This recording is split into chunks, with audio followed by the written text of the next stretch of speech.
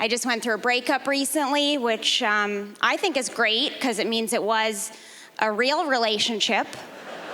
Finally, right? Usually I'm like, it's over. And he's like, who's this? I don't know this phone number. I think breakups were easier before the internet. You know, we could just be like, sorry, it didn't work out. Have a nice life. Go away. Right? Now it's like, sorry, it didn't work out. I will see you online forever. There were some clues he wasn't the guy for me. I feel like there's always clues we ignore for 4 to 5 years. And one clue is we had very little in common, except we both really loved him. Like one time, I swear he actually said this once. He said, I love you more than you love me because I love myself so much. You need to love yourself more so that you can love me more. And I was like, actually, I think we both need to love you less, because the more I love you, the more I hate myself for loving a guy who loves himself so much. Our breakup was interesting because he was a little competitive with me. That was one of our problems. And one time, out of the blue, he just said, you know, you're not smarter than me. And I was like, it's actually smarter than I am. And then he said, well, between you and I finished college and you didn't. And I was like, it's actually between you and me. And then he said, you and I are done. And I was like, you got that one right.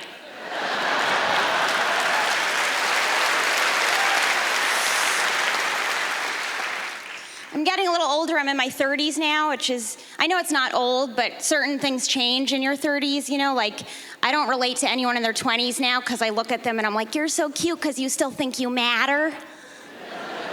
The rest of your life, it's just a really long journey where you find out you matter less and less and less every day, and then you die. Not to give it away to the kids in the crowd. My friend wanted to get lunch recently, but she's like, I'm vegan now. And I was like, uh-oh, here we go with that whole thing. I was like, do you want to go to Cafe Gratitude? It's a vegan restaurant in LA. And she was like, well, I'm also gluten-free, so can we go to the juice bar? And I was like, how about we just never speak again? Let's just move on with our lives.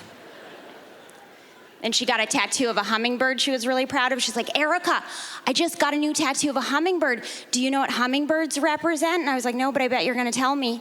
She's like, they represent change. And I was like, interesting, you know what doesn't usually represent change? Tattoos. Not a big symbol of change. My parents have been married a really long time. They've been married for 41 years. And I wonder, like, what makes a happy marriage, why it's lasted so long. And I think for them, it's because my dad can't possibly leave my mom because he's in a wheelchair. He has MS, you know, it's a neurological disease. And I found out recently they have an MS walk.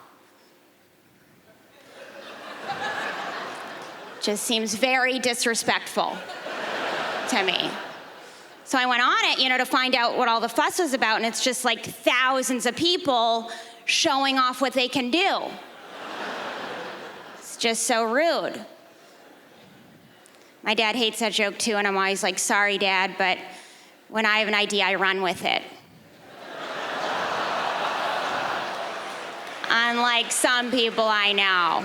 So you're just gonna have to roll with it. That's it for me. Thanks so much, America Rhodes.